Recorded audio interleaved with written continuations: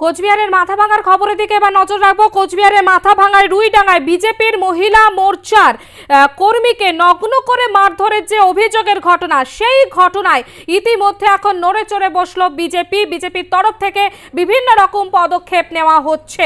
কোচবিহারে মাথাভাঙায় রুইডাঙ্গার বিজেপির মহিলা মোর্চার কর্মীকে নগ্ন করে মারধরের অভিযোগ স্থানীয় তৃণমূল কর্মীদের বিরুদ্ধে।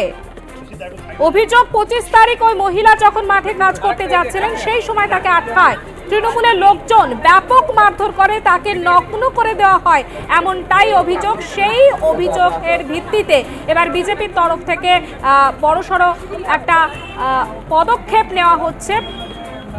যেমনটা জানা যাচ্ছে ইতিমধ্যে অগ্নিমিত্রা পালকে আপনারা দেখতে পাচ্ছেন। অগ্নিমিত্রা পাল তিনি পৌঁছচ্ছেন কোচবিহারে।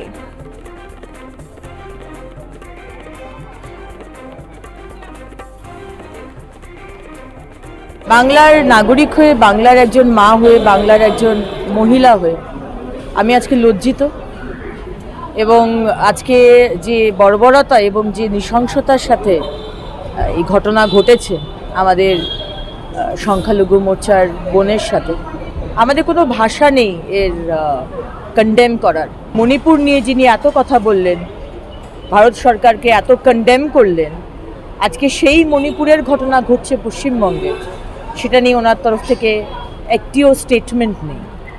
তাই আমরা আজকে এখানে এসেছি, আমরা এই বোনের সাথে দেখা করব। আমরা পুলিশকে ডেপুটেশন দেব বটে, কিন্তু আমাদের কোনো এক্সপেকটেশন নেই পশ্চিমবঙ্গের পুলিশের থেকে। আমরা সিবিআই তদন্ত চাই।